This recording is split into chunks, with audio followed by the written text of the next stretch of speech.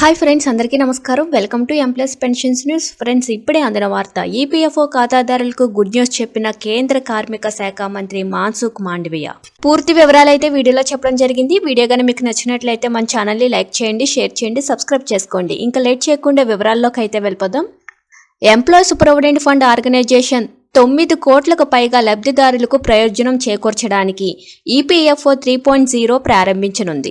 ఈ కొత్త వెర్షన్ 2025 మే లేదా జూన్ నాటికి ప్రారంభమవుతుందని కేంద్ర కార్మిక ఉపాధి మంత్రిత్వ శాఖ మన్సుఖ్ మాండవీయ ఒక ఇంటర్వ్యూలో పేర్కొన్నారు. ఈపీఎఫ్ఓ 3.0 ద్వారా చందాదారులు వేగంగా నిధులను ఉపసంహరించుకోవచ్చు.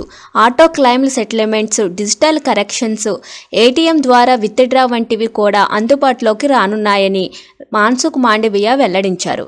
ఈపీఎఫ్ఓ 3.0 తీసుకురావడానికి ప్రధాన కారణం చందాదారులకు మరింత మెరుగైన సేవలు అందించడమే అని ఆయన అన్నారు.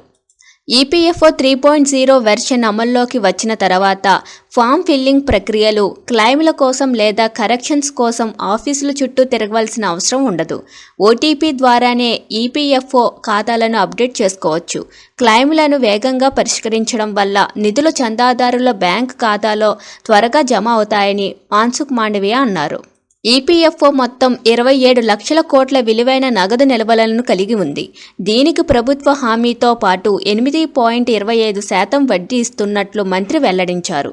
ఇప్పటికే అమల్లో ఉన్న సెంట్రలైజ్డ్ పెన్షన్ సిస్టమ్ స్కీమ్ ద్వారా దేశవ్యాప్తంగా ఉన్న ఏ బ్యాంకు ఖాతాలోనైనా పెన్షన్లు పొందేందుకు వీలు కల్పిస్తూ 78 లక్షలకు పైగా పెన్షనర్లకు ప్రయోజనం చేకూరుస్తున్నామని ఆయన అన్నారు. పెన్షన్ కవరేజ్ను క్రమబద్ధీకరించడానికి, బలోపేతం చేయడానికి అటల్ పెన్షన్ యోజన, ప్రధాన్ మంత్రి జీవన్ బీమా యోజన, శ్రామిక్ జన్ధన్ యోజనతో సహా వివిధ సామాజిక భద్రత పథకాలను ఏకీకృతం చేయడాన్ని కూడా ప్రభుత్వం పరిశీలిస్తుందని మంత్రి మన్సుఖ్ మాండవీయ తెలిపారు. కార్మికులకు ఆరోగ్య సంరక్షణను పెంచే ప్రయత్నంలో భాగంగా ఎంప్లాయీస్ స్టేట్ ఇన్సూరెన్స్ కార్పొరేషన్ కింద ఉన్న లబ్ధిదారులు త్వరలో ఆయుష్మాన్ భారత్ పథకం కింద ఉన్న ఆసుపత్రుల్లో ఉచిత వైద్య చికిత్స పొందగలరని ఆయన చెప్పారు.